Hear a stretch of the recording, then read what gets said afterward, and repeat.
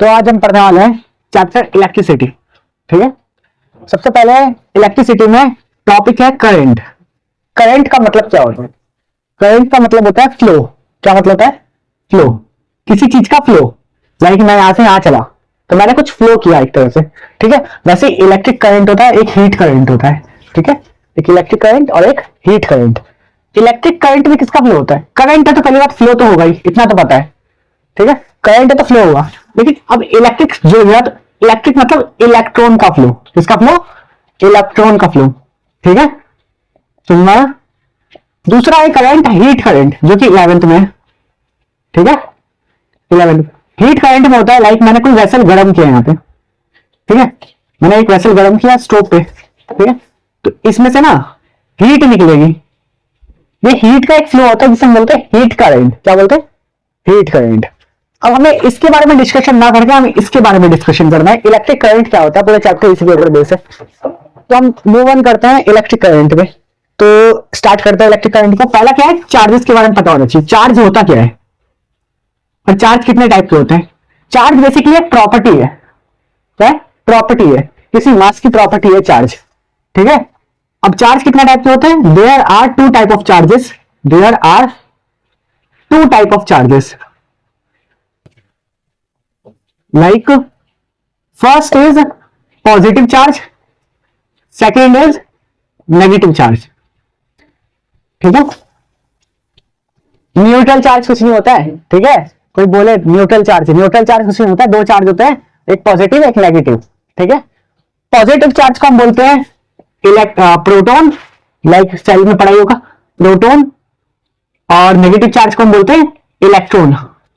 ठीक है, अब पहली बात ध्यान देते हैं कि वन इलेक्ट्रॉन कितना होता है। वन इलेक्ट्रॉन के पास कितना चार्ज होता है?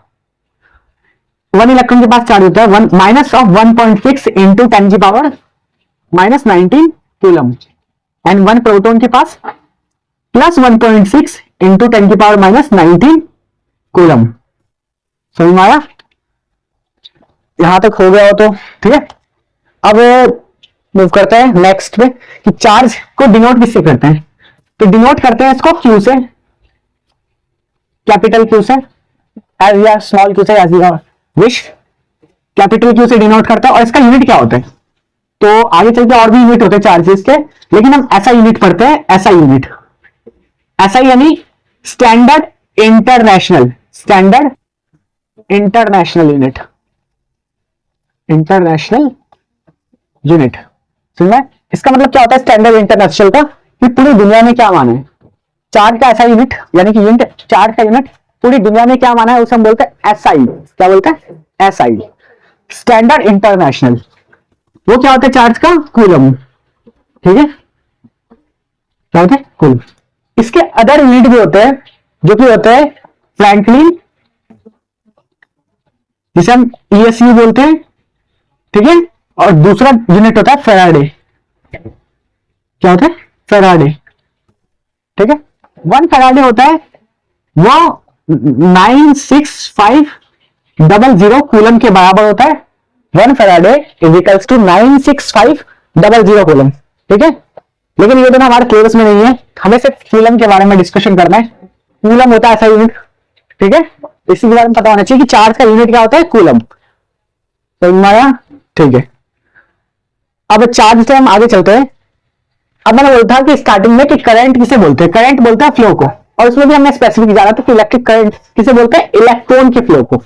ठीक है, अब इलेक्ट्रॉन फ्लो की वजह से चीज जनरेट होती है जिसे हम बोलते हैं इलेक्ट्रिक करंट। ठीक है, क्या बोलते हैं? Electric current.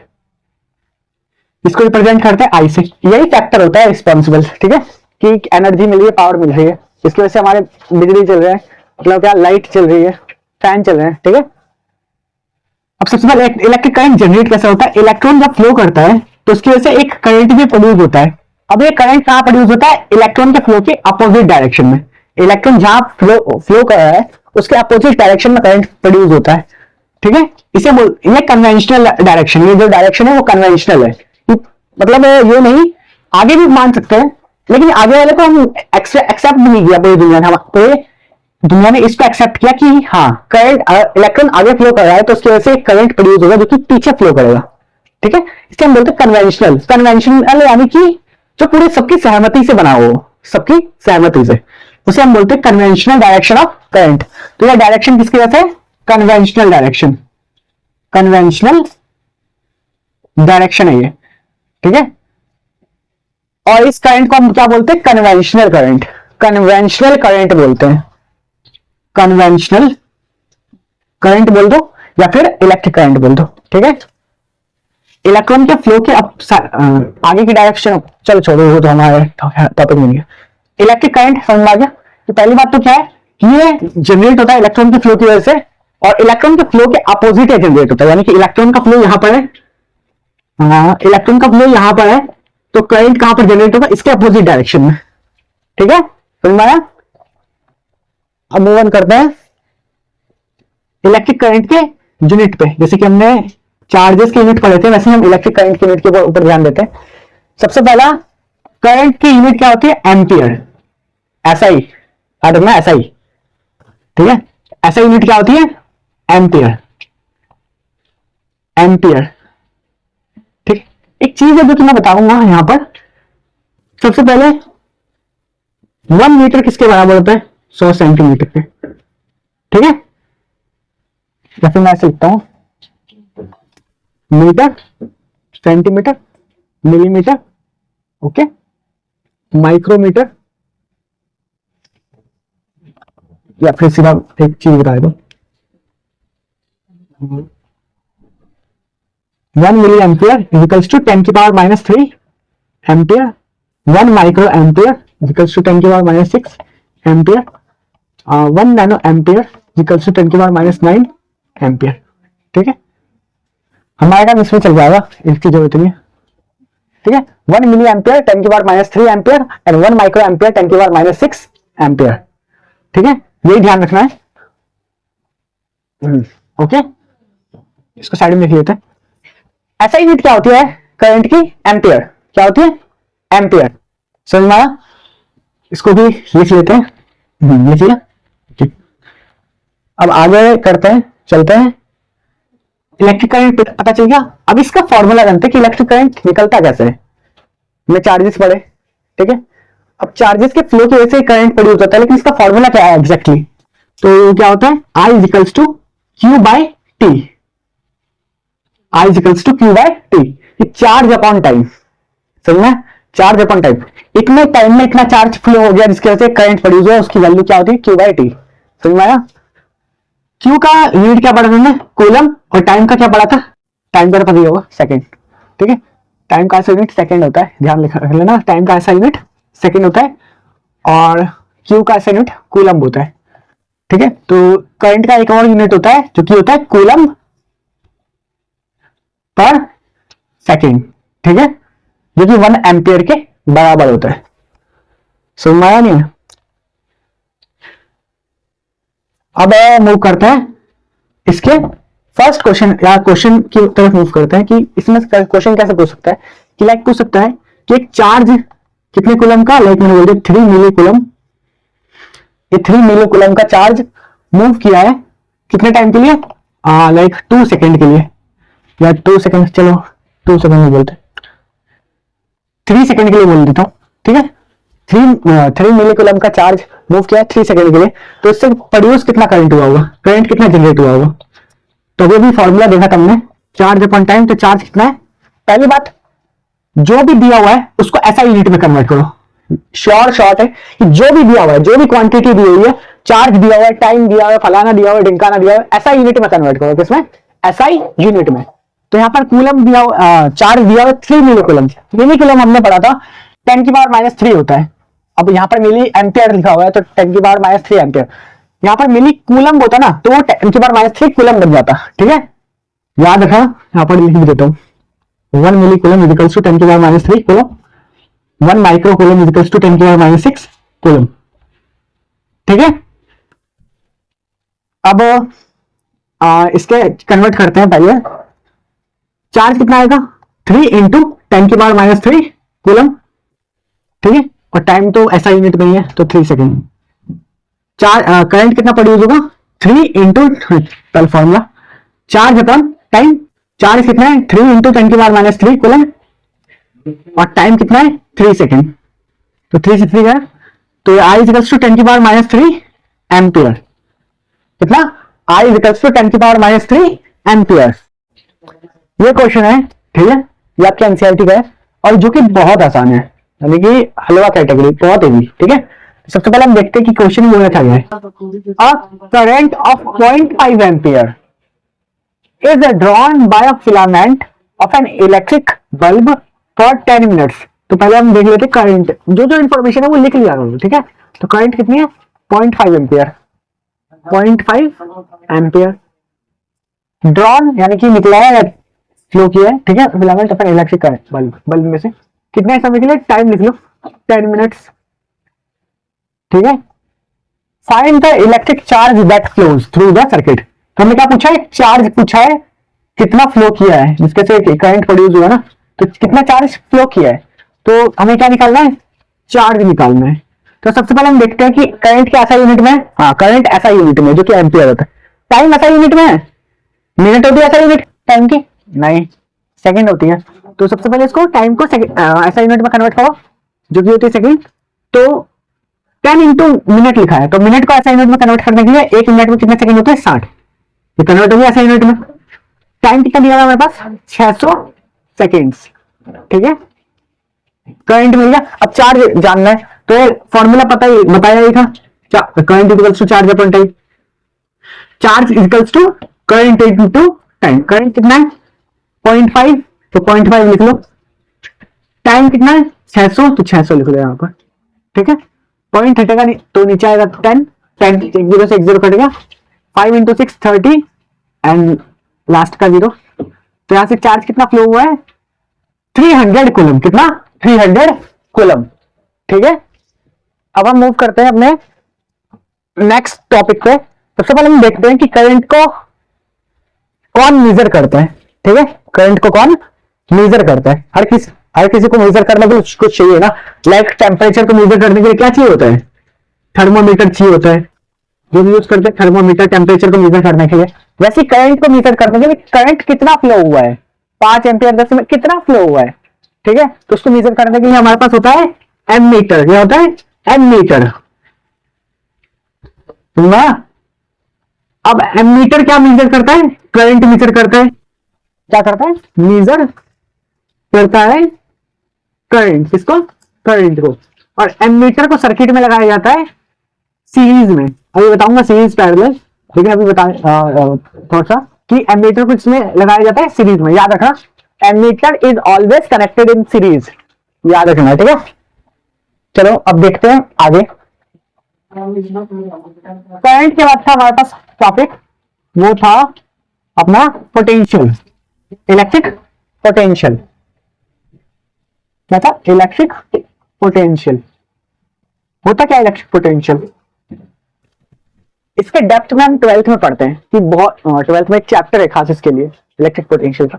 लेकिन अभी हमें इतना पता होना चाहिए कि एक यूनिट चार्ज को, एक यूनिट चार्ज को, यूनिट चार्ज यानी 1 कूलम का चार्ज है, उसको एक पॉइंट से दूसरे पॉइंट पर ले जाने के लिए जो वर्क डन होता है ना, उसे हम कहते हैं इलेक्ट्रिक पोटेंशियल। क्या बोलते हैं इलेक्ट्रिक पोटेंशियल। एक यूनिट चार्ज को ए पॉइंट से ले जाके बी पॉइंट पे रखने तक का जो वर्क डन होता है उसे हम क्या बोलते हैं, इलेक्ट्रिक पोटेंशियल। समझ में आया। इसका फॉर्मूला क्या होता है, इलेक्ट्रिक पोटेंशियल का सबसे पहले डिनोट करते हैं V से, और इसका फॉर्मूला होता है वर्क डन अपॉन चार्ज। क्या होता है वर्क डन अपॉन चार्ज। समझ में आया।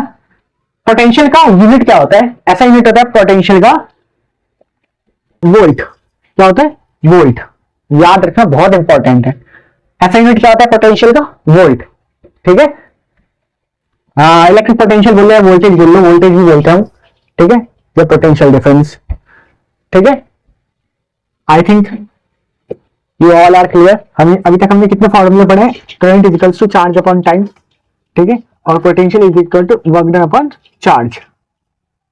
समझ में, आई थिंक ऑल सेट है। अब मूव करते हैं हम अपने नेक्स्ट टॉपिक पे। सबसे पहले एक चीज बतानी थी, जैसे कि इलेक्ट्रिक करंट को मेजर करने के लिए हमने एमीटर लगाया था, पोटेंशियल को कौन मेजर करेगा कि कितना पोटेंशियल है। सबसे पहले मैं पोटेंशियल और अच्छे से डिराइव कर दूं, लाइक पोटेंशियल टर्म से डिफाइन कैसे होगा, जैसे कि एक स्लाइड है, मान लो स्लाइड है। पोटेंशियल क्या काम कराता है कि स्लाइड पे अगर मान के चलो इलेक्ट्रॉन अपने आप तो फ्लो होगा ही नहीं, इलेक्ट्रॉन अपने आप थोड़ी फ्लो होगा, उसको कुछ चाहिए ना कि फैक्टर कि जो उसको फ्लो करा सके। तो पोटेंशियल एक तरह से क्या बोलते हैं उसको, फिसल पट्टी का काम करता है, सुना ही होगा, ठीक है। तो उसमें ना इलेक्ट्रॉन एक तरह से नीचे गिरता है, पोटेंशियल क्या है, एक तरह से इसका काम करता है, ठीक है, जो कि इलेक्ट्रॉन को नीचे गिराता है, फ्लो करवाता है उसको, इसकी वजह से करंट ऊपर जनरेट होता है। ये मैंने बस डायग्राम बनाया है, ऐसा नहीं होता असली इसमें कि हाँ सच में एक वो आया है समझा। तो पोटेंशियल बेसिकली इलेक्ट्रॉन को फ्लो करवाता है, किसको फ्लो करवाता है, इलेक्ट्रॉन को फ्लो करवाता है। कहां से कहां, लो पोटेंशियल से हाई पोटेंशियल, लो पोटेंशियल से हाई पोटेंशियल तक इलेक्ट्रॉन का फ्लो होता है। तुम्हारा इलेक्ट्रॉन का फ्लो कहां से कहां होता है, लो पोटेंशियल से हाई पोटेंशियल। और हमें पता है कि करंट उसके अपोजिट बनता है, तो करंट कहां से कहां बनता है, high potential to low potential. सुना समझ आया, आई थिंक ऑल ओके है। चलो अब मूव करते हैं आगे। अगला टॉपिक क्या है, रेजिस्टेंस। क्या है, रेजिस्टेंस। इलेक्ट्रॉन का फ्लो भी हो गया, इलेक्ट्रॉन के फ्लो की वजह से करंट भी जनरेट हो गया। इलेक्ट्रॉन को कौन फ्लो कराता है, हमने वही पढ़ लिया कि पोटेंशियल फ्लो कराता है इलेक्ट्रॉन को, ठीक है। उसकी वजह से करंट भी बढ़ लिया उसको, वो इससे पहले एक वोल्ट मीटर होता है, वोल्ट मीटर, जो कि किसको मेजर करता है, it measure potential, it measure electric potential, ना डिफरेंट पोटेंशियल बोल दो, जो भी तुम्हारी, इट मेजर इलेक्ट्रिक पोटेंशियल या पोटेंशियल डिफरेंस, जो भी बोल रहा है, ठीक है।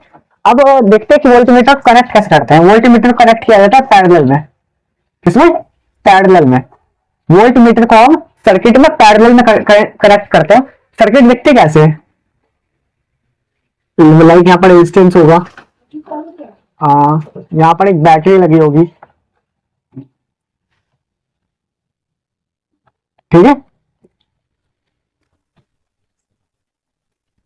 बैटरी का जो बड़ा वाला टर्मिनल होता है वो पॉजिटिव होता है, बैटरी का जो छोटा वाला टर्मिनल होता है वो नेगेटिव होता है। पॉजिटिव ये हाई पोटेंशियल होता है, हाई पोटेंशियल, और ये लो पोटेंशियल होता है। इलेक्ट्रॉन नेगेटिव से पॉजिटिव यानी कि लो पोटेंशियल से हाई पोटेंशियल फ्लो करता है, और करंट उसके अपोजिट बनता है, यानी कि हाई पोटेंशियल से लो पोटेंशियल।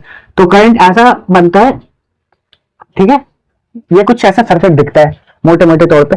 अब इसमें हम कनेक्ट करते हैं, लाइक मुझे रेजिस्टेंस दिया हुआ है, क्योंकि हम आगे पढ़ेंगे, रेजिस्टेंस R ओम दिया हुआ है, ठीक है, ओके। बैटरी दी हुई है, इसका पोटेंशियल डिफरेंस दिया हुआ V वोल्ट, ठीक है, और पोटेंशियल डिफरेंस दिया है या वोल्टेज दिया हुआ V वोल्ट। इसके अराउंड हमें जानना है कि इसके अराउंड पोटेंशियल डिफरेंस कितना है, तो हमने वो एक वोल्ट मीटर लगा देते हैं इसके अराउंड, जो कि इसके अराउंड पोटेंशियल डिफरेंस मेजर करेगा। लाइक इसने 5 वोल्ट दिया है, तो इसके अराउंड 5 वोल्ट शो होगा, वोल्ट मीटर में क्या शो होगा, 5 वोल्ट। समझाया, ऑल ओके, समझाया। चलो अब वैसे ही एम मीटर वर्क करता है, एम मीटर वर्क करता है कि लाइक रेजिस्टेंस है, और यहाँ पर एक एम मीटर लगा होगा, यहाँ पर बैटरी, बैटरी का कुछ वोल्टेज V, रेजिस्टेंस का R। अब इस सर्किट में कितना करंट फ्लो हो रहा है, इसको कौन बताता है, इसको बताता है हमारा एम मीटर। एम मीटर कहां पर लगा है, सीरीज में लगा है, समझा, ऑल ओके। लाइक वोल्टमीटर पढ़ लिया, इट मेजर इलेक्ट्रिक पोटेंशियल, ठीक है। आगे बात करते हैं हम रेजिस्टेंस की, इसकी बात करते हैं रेजिस्टेंस की। रेजिस्टेंस होता क्या है, लाइक अगर भीड़ दिखती है तुम्हें, वहां से निकल पाओगे, नहीं निकल पाओगे ना, बहुत ज्यादा तकलीफ होगी, यानी कि कैसे निकले, यहां से कोई धक्का मारा है, यहां से कोई धक्का मारा है। वैसे ही रेजिस्टेंस क्या प्रोवाइड करता है, रेजिस्ट करता है, इलेक्ट्रॉन के फ्लो को रेजिस्ट करता है। क्या फ्लो करता है, इलेक्ट्रॉन के फ्लो को रेजिस्ट करता है, समझ में आया। इलेक्ट्रॉन के फ्लो को रेजिस्ट करता है, इसकी वजह से करंट भी कम प्रोड्यूस होगा। अगर इलेक्ट्रॉन फ्लो ही कम करेगा तो करंट भी कम प्रोड्यूस होगा, okay. Resistance resist the flow of electron, it resist the flow of electron, okay. Resistance की ऐसा यूनिट क्या होती है? रेजिस्टेंस की ऐसा यूनिट होती है ओम। रेजिस्टेंस की ऐसा यूनिट होती है ओम। रेजिस्टेंस दिखता कैसा है? रेजिस्टेंस कुछ जिगजैग टाइप दिखता है, ये जिगजैग दिख रहा है, इसे हम बोलते हैं रेजिस्टेंस। क्योंकि मैंने बताया था, बनाया था आर ओम रेजिस्टेंस। ठीक है, ठीक है। पहला क्या है? Electric cell. ये कुछ रिप्रेजेंटेशन है जो कि यूज होंगे हमारे पूरे चैप्टर में। ठीक है, सबसे पहला क्या है? Electric cell. इलेक्ट्रिक सेल को रिप्रेजेंट किससे करते हैं? इस चीज से करते हैं। बनाना आना चाहिए, बहुत इंपॉर्टेंट है। एक बड़ा लाइन, एक छोटी लाइन, एक बड़ी लाइन, एक छोटी लाइन। जहां पर बड़ी लाइन क्या पॉजिटिव टर्मिनल और छोटी लाइन क्या है? Negative terminal. पॉजिटिव टर्मिनल का मतलब होता है हाई पोटेंशियल। बेसिकली यहां पर हाई पोटेंशियल है, नेगेटिव यानी, और छोटा टर्मिनल यानी कि लो पोटेंशियल। समझ में आया? अब सेल्स को जब हम एक एक सेल को कनेक्ट करते हैं तो क्या बन जाती है? कि बैटरी बन जाती है। क्या बन जाती है? बैटरी बन जाती है। बैटरी का रिप्रेजेंटेशन कैसा है? कि ये सेल्स को आगे कंटिन्यू कर दो, एक बड़ा डंडा, एक छोटा, एक बड़ा, एक छोटा, एक बड़ा, एक छोटा। ठीक है, सबसे लास्ट में होगा एक छोटा और सबसे स्टार्टिंग में होगा एक बड़ा। ठीक है, ये जो बड़ा डंडा दिख रहा है इसको पॉजिटिव दे दो और एंड वाले छोटे डंडे को हम नेगेटिव दे देते हैं, जो कि हाई पोटेंशियल और लो पोटेंशियल का सिग्निफिकेंस है। समझ में आया? तीसरा क्या है? की ओपन। अगर कोई सर्किट का की ओपन है, मान के चलो कि यहां पर एक सर्किट बनाया मैंने, ठीक है, यहां पर एक बैटरी है, अब की ओपन है। अब की ओपन यानी कि ये इसमें से करंट फ्लो नहीं होगा, क्योंकि जब हमने वायर कनेक्ट नहीं किया है, वायर कनेक्ट नहीं किया तो बैटरी कितनी भी लगा लो, करंट कौन सा फ्लो होने वाला है? तो सबसे इंपॉर्टेंट क्या है? की क्लोज होना चाहिए। समझ में आया? की क्लोज होना चाहिए। समझ में आया? ओके, अगर की क्लोज है उसका सिंबल क्या है? की क्लोज का सिंबल होता है, इसके अंदर डॉट बना दो, इसे बोलते हैं की क्लोज। यानी कि अब ये वायर कनेक्ट हो गया है। समझ में आया? ओके, अब ये वायर कनेक्ट हो गया है। वायर कनेक्ट हो गया तो मान के चलो ये बोलते तो एक करंट भी प्रोड्यूस होगा। ठीक है, समझ में आ गया होगा सर्किट का। चलो हटाओ इसको। अगला क्या है? Wire joint. वायर जॉइंट को कैसे रिप्रेजेंट करते हैं? लाइक ये वैसे ही इतना यूजफुल नहीं है। अगर एक वायर सर्किट है, ठीक है, इसके किसी वायर को हमें जोड़ना है किसी चीज से,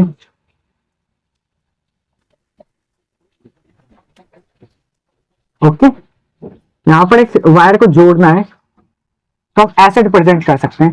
ठीक है, वायर जॉइंट को सिंबल है, मैं यूजफुल नहीं है। वैसे ही वायर क्रॉसिंग है कि वायर क्रॉस कर रही हूँ, ऐसे दिखनी चाहिए कि वायर टच ना करे, टच नहीं है और क्रॉस भी कर रही है।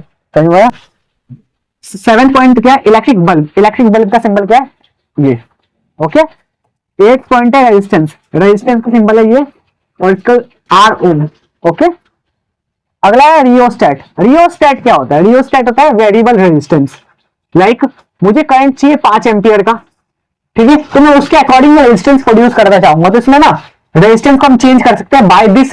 दिस ये जो दिख रहा है ना, इसके हेल्प से हम रेजिस्टेंस को चेंज या कम कर सकते हैं।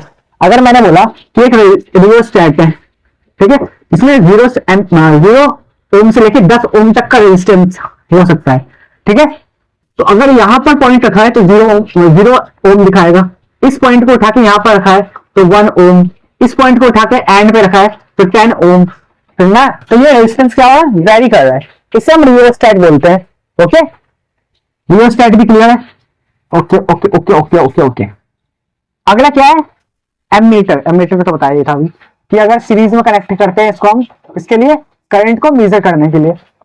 सर्किट भी ड्रॉ कर देता हूँ, proper circuit, 2-3 resistance, height height. ठीक है, एमीटर यहां पे लगा दिया, यहां पर बैटरी लगा दी, ठीक है, यहां पर अभी करंट फ्लो करेगा, अभी करंट फ्लो नहीं करेगा जब तक मैं इसको क्लोज ना करूंगा।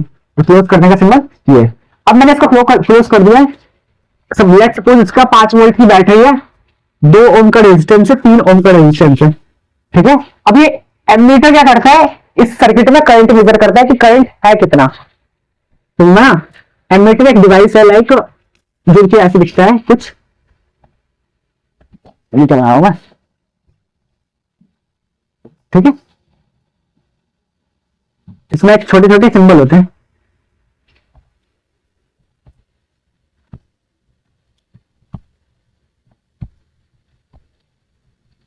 यहाँ पर ए लिखा, सॉरी यहाँ पर नहीं लिखा होता, यहाँ पर लिखा होता है ए, ठीक है।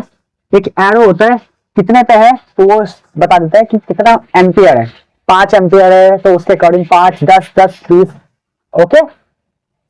वैसे ही वोल्ट मीटर है, वोल्ट मीटर को हम कनेक्ट करते हैं पैरेलल में, किसमें, पैरेलल में। लेट सपोज यहाँ पर कुछ एक वो बैटरी लगा दी मैंने, कितने की, वायर को क्लोज करना है अच्छे से, वायर को कर दिया क्लोज। ये 2 ओम की है, ये 3 ओम की है। अब ये भी कुछ वोल्टेज खाएगा, ठीक है, और ये भी कुछ खाएगा, तो इसके अराउंड मुझे वोल्टेज चाहिए तो मैं बता दूंगा वोल्ट मीटर लगा दूंगा। पोटेंशियल डिफरेंस कितना है इसके अराउंड, तो इसके लिए मैं क्या लगा दूंगा, वोल्ट मीटर। लेकिन ये लगना किसमें चाहिए, पैरेलल में, ठीक है। सर्किट अपनी ऐसी जा रही है लेकिन ये वोल्ट मीटर ऐसे लगा है पैरेलल में, एग्जैक्टली। समझ में आ गया, ओके। अब मूव करते हैं हम अगली चीज पे, क्या है, रेजिस्टेंस बता दिया था, रेजिस्टेंस बता दिया था, जिसको हम रिप्रेजेंट करते हैं आर से, इसका यूनिट होता है ओम, ठीक है। तो इसको जिगजैग लाइन से रिप्रेजेंट करते हैं, ठीक है। अब इसके बाद करते हैं, इसके बाद बात करते हैं ओम्स लॉ की, जो कि बहुत वेरी इंपॉर्टेंट है, very important topic in the current electricity, which is Ohm's law. Ohm's law, Ohm's law क्या कहता है कि voltage is directly proportional to current, voltage is directly proportional to current. अगर मैंने अपना वोल्टेज बढ़ाया, यानी कि बड़ी बैटरी, ये तो नॉर्मली भी समझ सकते हैं, बड़ी बैटरी है तो वो ज्यादा करंट प्रोड्यूस करेगी, छोटी बैटरी है वो कम कम करंट प्रोड्यूस करेगी। तो voltage is directly proportional to, यानी कि वोल्टेज बढ़ेगा तो करंट भी बढ़ेगा, वोल्टेज कम होगा तो करंट भी कम होगा, ओके। अब ये प्रोपोर्शनलिटी साइन है, इसको हटाने के लिए मुझे एक कांस्टेंट लगाना पड़ेगा, 9th क्लास में इससे ही पता चल जाता है। तो इसको हटा के मैं एक कांस्टेंट लगाता हूं जिसको बोलते हैं V इक्वल्स टू आई, जो है R, यहाँ पर एक कांस्टेंट है, ठीक है। लेकिन ये सिर्फ यूनिवर्सल कांस्टेंट नहीं है, ये इसकी वैल्यू वेरी करती है। लाइक एक फॉर्मूला पढ़ा होगा 9th में, G(m1m2) बाय R स्क्वायर। यहाँ पर जो G कांस्टेंट के रूप में आता है वो यूनिवर्सल कांस्टेंट है। क्या है, यूनिवर्सल कांस्टेंट।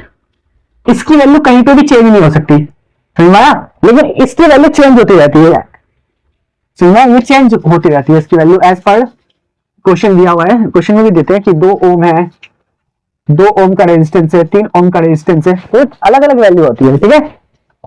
सबसे हमारा इंपॉर्टेंट चीज क्या है कि voltage is directly proportional to current, दूसरा V is equals to I R, ठीक है। अब इसको मैं रिलेट कर सकते हैं y is equals to mx plus c से, या सिर्फ mx से, जो कि आगे पढ़ाया जाएगा, लेकिन एक लाइन, स्ट्रेट लाइन की इक्वेशन होती है y is equals to mx, ठीक है, जहां पर m क्या होता है, स्लोप होता है,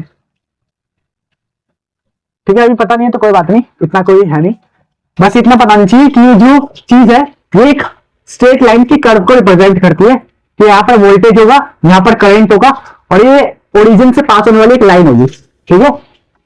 यही रिप्रेजेंट करता है ओम्स लॉ। कैसा ग्राफ बनता है, इस ग्राफ में यहाँ पर y एक्सिस में क्या है, वोल्टेज है, और एक्सिस में क्या है, करंट है, ओके। और इसका स्लोप होता है रेजिस्टेंस के बराबर। इसको 2 एम्पियर का करंट है, उसके अराउंड कुछ वोल्टेज भी होगा, 5 वोल्ट मैंने सपोज कर दिया। 3 एम्पियर का करंट है, उसके अराउंड भी कुछ होगा, ठीक है। तो ये लीनियरली बढ़ता है, ओके। क्या करते हैं, लीनियरली बढ़ता है, एक लाइन पे बढ़ता है, स्ट्रेट लाइन जिसे हम कहते हैं straight line, straight line, okay. Straight है, ओके। अब 1 ओम किसके बराबर होता है, 1 वोल्ट। इससे फॉर्मूला से डेराइव करते हैं। अगर रेजिस्टेंस का मुझे फॉर्मूला जानना है तो V equals upon I। V का फॉर्मूला क्या होता है, V का यूनिट क्या होता है, वोल्ट, और I का यूनिट एम्पियर। तो रेजिस्टेंस का एक और यूनिट होता है जिसे हम बोलते हैं वोल्ट पर एम्पियर। क्या होता है, वोल्ट पर एम्पियर, ओके। रियोस्टेट बता दिया मैंने। Factors on which resistance of a conductor depend. सबसे पहले मैं रेजिस्टेंस का फॉर्मूला लिख लेता हूं जो कि बहुत इंपॉर्टेंट है, ओके। रेजिस्टेंस का फॉर्मूला होता है, पहली बात तो ये क्या क्या होता है, रेजिस्टेंस डिपेंड करता है कि मैंने कंडक्टर लगाया है, सपोज एक कंडक्टर बनाया मैंने, ठीक है। ये कंडक्टर है, एक वायर है, ठीक है, जो कि सिलेंड्रिकल शेप की है। इसका अपना कुछ लेंथ होगा। ये जो क्रॉस सेक्शनल एरिया है इसे बोलते हैं क्रॉस सेक्शनल एरिया। जो इस साइड का है, इस साइड का जो एरिया होता है ना, बाहर की तरफ से ये जो सर्कल दिख रहा है, इसे बोलते हैं हम क्रॉस सेक्शनल एरिया, समझना। इसे बोलते हैं क्रॉस सेक्शनल एरिया। उसको मैंने रिप्रेजेंट कर दिया ए से, ठीक है। रेजिस्टेंस किन चीजों पे डिपेंड करता है? रेजिस्टेंस डिपेंड करता है पहली बात लेंथ पे, कि अगर मैंने लेंथ बढ़ा लिया है, एक कंडक्टर है इसका मैंने लेंथ बढ़ा लिया है, तो रेजिस्टेंस उसका ज्यादा होगा एज कंपेयर टू छोटे वाले का। रेजिस्टेंस इनवर्सली प्रोपोर्शनल होता है ए के। कि अगर एक कंडक्टर है जिसका ना क्रॉस सेक्शनल एरिया, ये क्या है? क्रॉस सेक्शनल एरिया, ठीक है।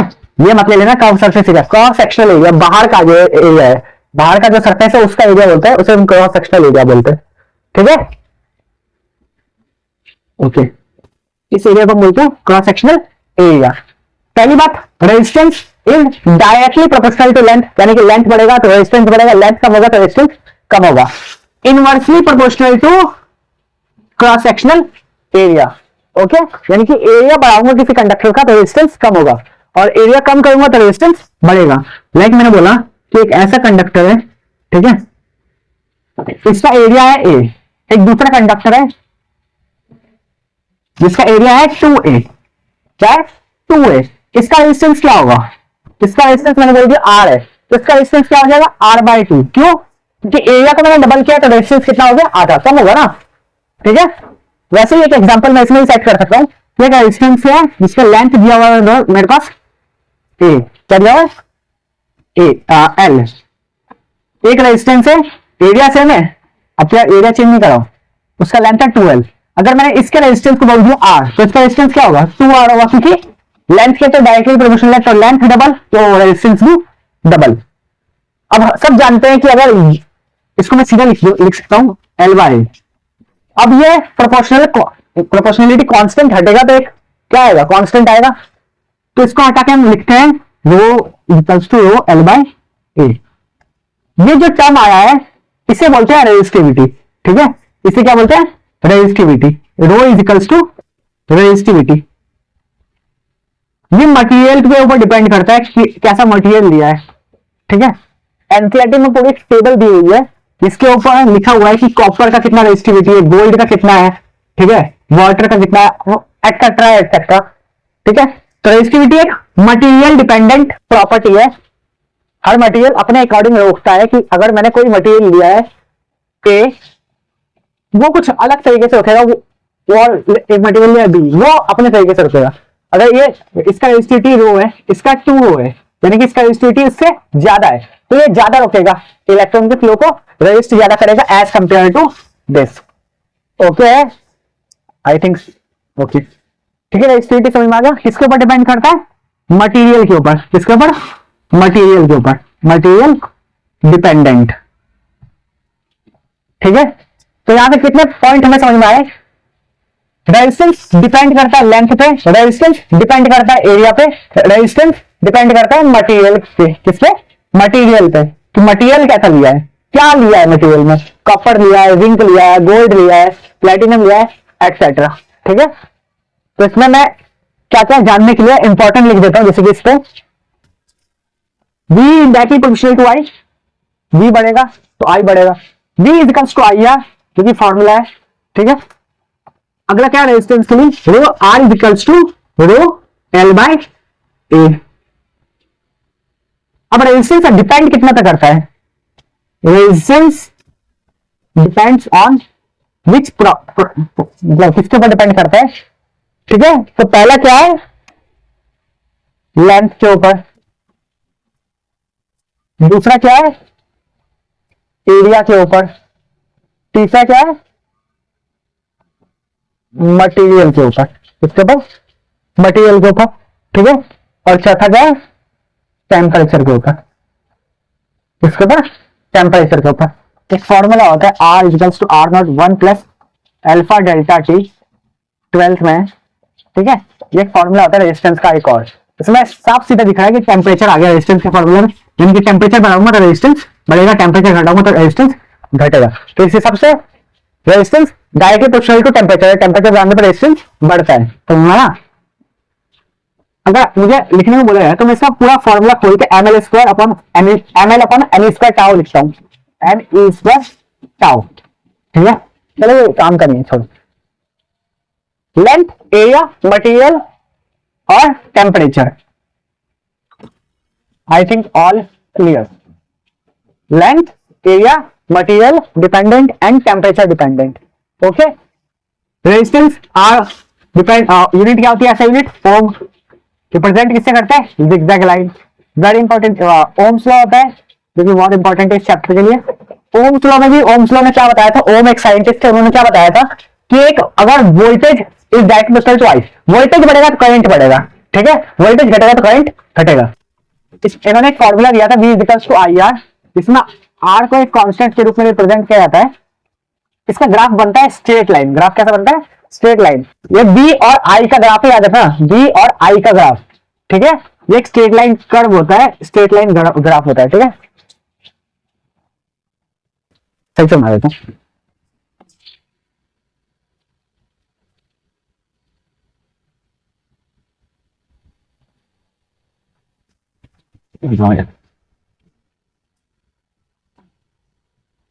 V and I,